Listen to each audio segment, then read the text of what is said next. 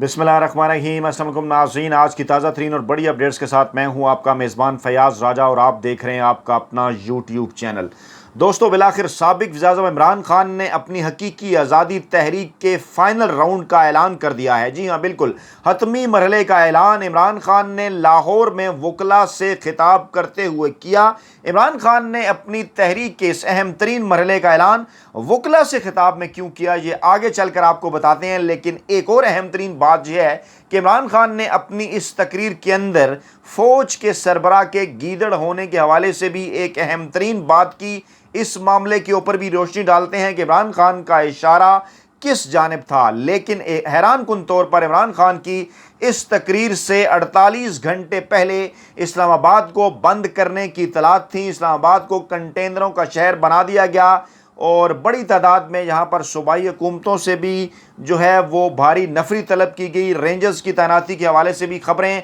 और सैकड़ों की तादाद में कंटेनर्स इस्लामाबाद पहुँचाए गए। इस मामले का ताल्लुक क्या इमरान खान के इस ऐलान के साथ था, इस पर भी रोशनी डालते हैं। आज इस्लामाबाद हाई कोर्ट में 22 सितंबर को इमरान खान पर, साबिक वज़ीर-ए-आज़म इमरान खान पर फर्द जुर्म आयद होने जा रही है, जिसका गुज़श्ता समात में ऐलान किया गया था। और क्या 24 सितंबर की इमरान खान की फाइनल राउंड की जो तारीख का ऐलान है उसका इस 22 सितंबर की फर्द जुर्म के साथ कोई गहरा ताल्लुक है? इसकी तफसीलात भी आगे चल जो है वो आपके सामने रखते हैं। और आज जब इमरान खान ने लाहौर में वकला के कन्वेंशन से खिताब किया तो उस वक्त इमरान खान ने एक तारीखी तकरीर की और जंग जियो ग्रुप ने इमरान खान की तकरीर को कुछ यूँ रिपोर्ट किया कि इमरान खान का हफ्ते से तहरीक शुरू करने का ऐलान, अवाम से साथ निकलने की अपील। डान ग्रुप ने रिपोर्ट किया कि इमरान खान का हफ्ते से हकीकी आज़ादी की तहरीक शुरू करने का ऐलान। और ARY ग्रुप ने रिपोर्ट किया इमरान खान ने तहरीक शुरू करने का ऐलान कर दिया।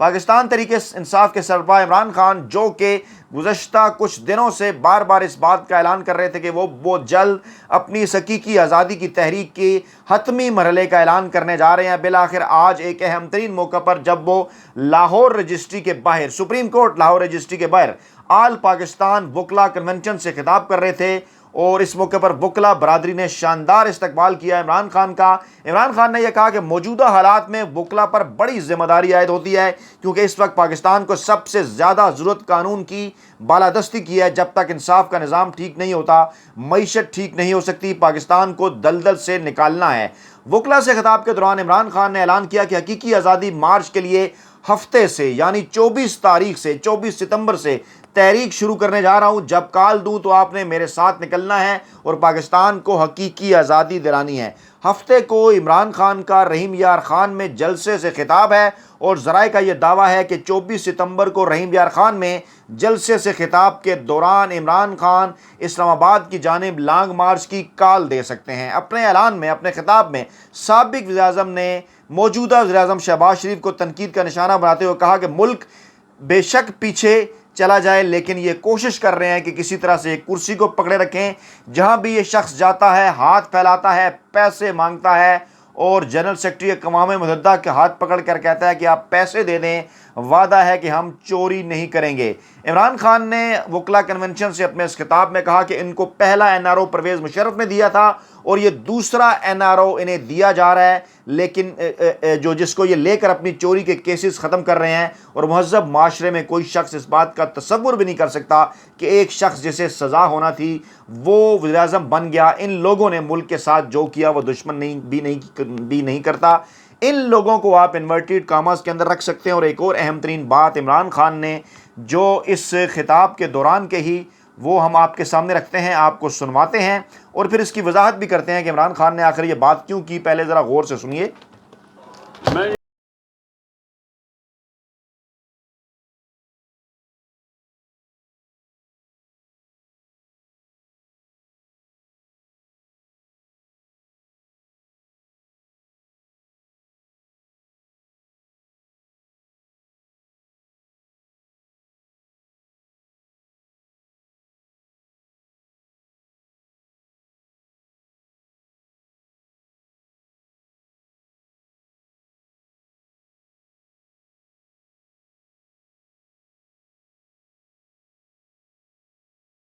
اس تقریر کے اس جملے کو بڑا معنی خیز قرار دیا جا رہا ہے، جس میں عمران خان یہ کہہ رہے ہیں کہ 100 شیروں کی فوج کا سربراہ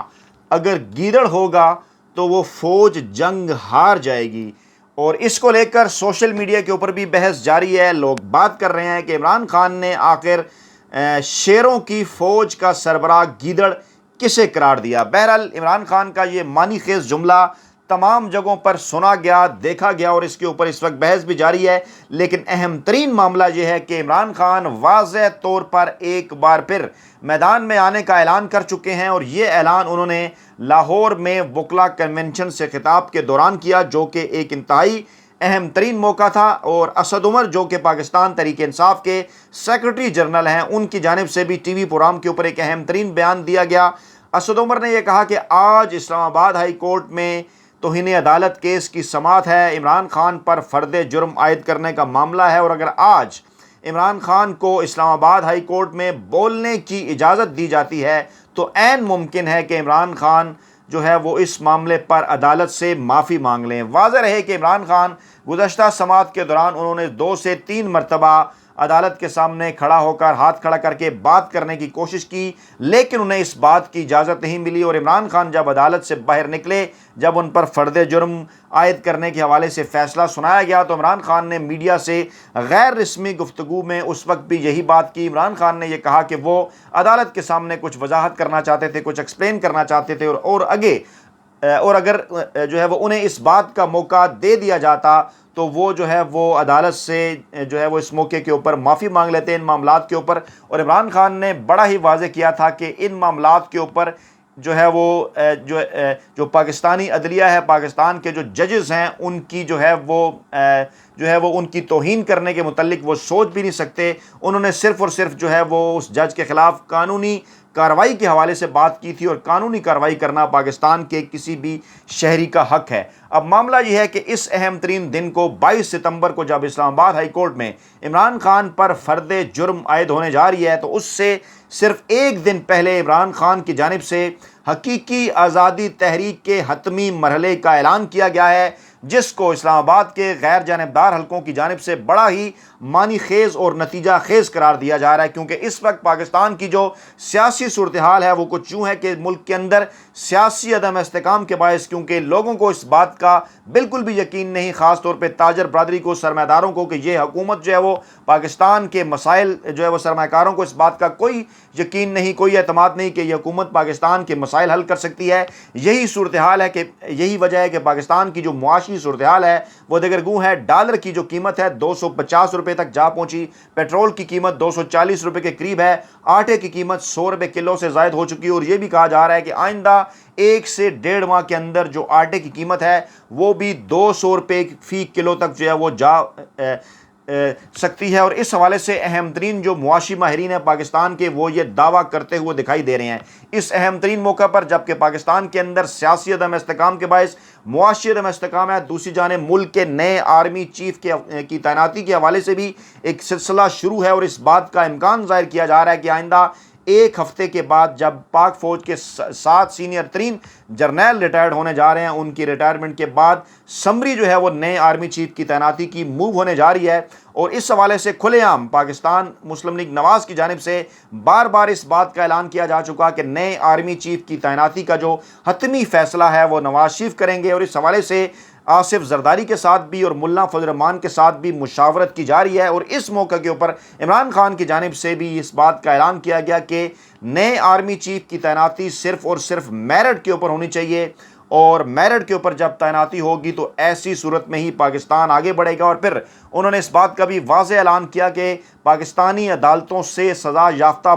جو مفرور مجرم ہیں ان کو کسی طور پر اس بات کا حق حاصل نہیں کہ وہ پاکستان کے نئے آرمی چیف کی تعیناتی کے حوالے سے کوئی فیصلہ کریں، اور اس حوالے سے پاکستان تحریک انصاف اور عمران خان پہلے ہی اس بات کا اعلان کر چکے ہیں کہ اس معاملے کے اوپر وہ قانونی چارہ جوئی کرنے کا ارادہ رکھتے ہیں، اور اس بات کی امید ظاہر کی جا رہی ہے کہ جلد یا بدیر یہ معاملہ بھی پاکستان کی سپریم کورٹ کی جانب جاتا ہوا دکھائی دے رہا ہے۔ اپنا بہت خیال رکھیے گا، دعاؤں میں یاد رکھیے گا۔ نئی ویڈیو کے ساتھ جلد آپ کی خدمت میں حاضر ہوں گے۔ اللہ نگہبان۔